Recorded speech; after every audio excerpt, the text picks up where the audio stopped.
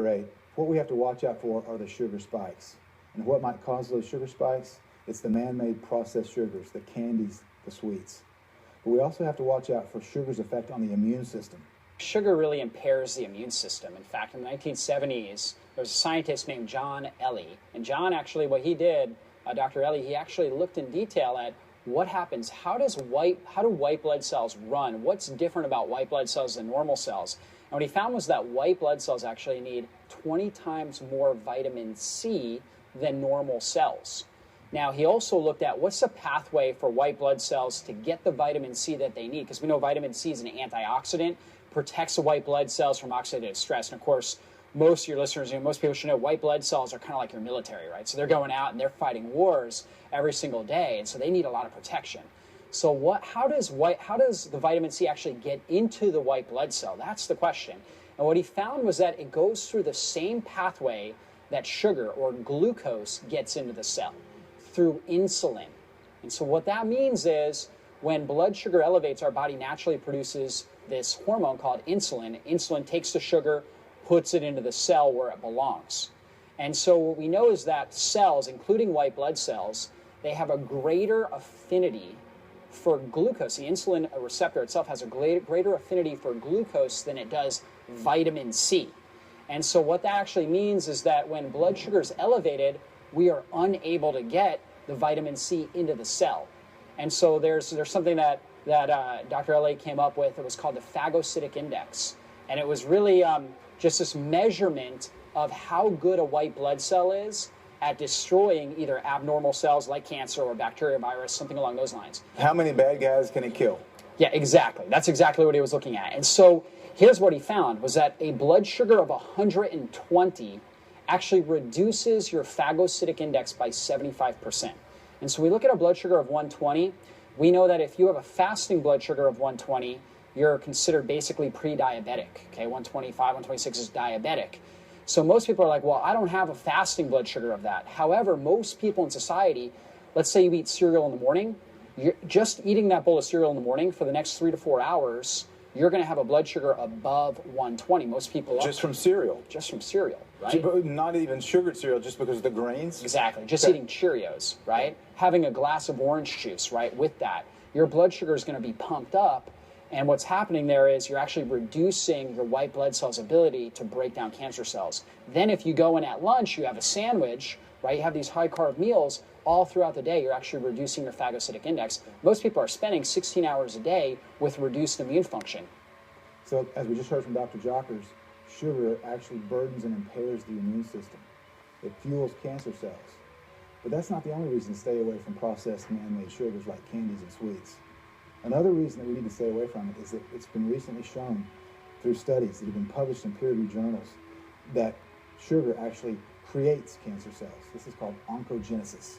Well, a new study came out that showed for the first time that cancer doesn't only just feed off of sugar, but that sugar can induce a cancerous phenotype in cells, which means it basically changed it from a cell that just likes glucose to one that exhibits invasive activity, where it's basically now becoming an independent cell that wants to go out and invade other tissue. So it's the first time that we saw that sugar is a cancer risk, much like smoking is. It's not just that it feeds cancer, it's that it can actually cause cancer. So in light of this information that Sayer just shared with us, that sugar is oncogenic, it actually causes cancer, does it make any sense to have bowls of candies and sweets in the office of oncologists that are treating cancer patients? How the oncologist's office, and I've seen it where you go into their office and they have candy bowls with candy there because cancer patients on chemotherapy are so weak and they need a little pick-me-up. And I have looked at that at different times in oncologist's office going, what are they thinking? What are you thinking? When you finish your chemo in a conventional setting, they give you cookies and ice cream or candy. That is tantamount to putting gasoline on a fire. That means these oncologists are guilty of crimes against humanity. They are killing their patients. One of the tests that we use to diagnose cancer is a PET scan. So with a PET scan, we take radiated sugar, right, and we inject it in you. Because cancer cells take up sugar so much more efficiently than normal cells, they will take up that radiated sugar, and then we're able to see on the CAT scan where the sugar is, which that tells us where the cancer is, right?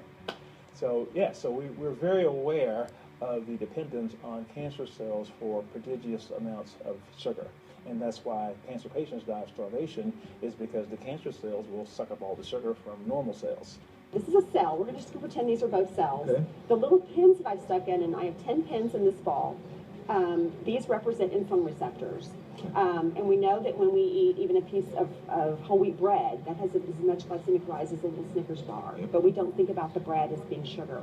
That's how a lot of us, me included, got into the situation. But you eat that, your blood sugar rises, and the pancreas puts out some insulin, and it comes and opens these little doors, and so the sugar can get in the cell for energy. Okay. So the doctors use what happens is we run high blood sugars systemically as Americans with the standard American diet. Because we eat a bad diet. Yes, and so the body doesn't like that. It doesn't like that high blood sugar because it burns your neurons, it messes with your vision, people get numb feet, Yeah. their wounds won't heal. So the body's going to put more and more of these little receptors in to try and get the sugar out of the blood into the cell. And so eventually you end up with this, and this is what a cancer cell looks like. A cancer cell, from my research, is 15 to 16 times the number of insulin receptors as a regular cell. So when you go for your PET scan, which in the United States right now in 2015, the way that they diagnose cancer is with a positive PET scan or a biopsy.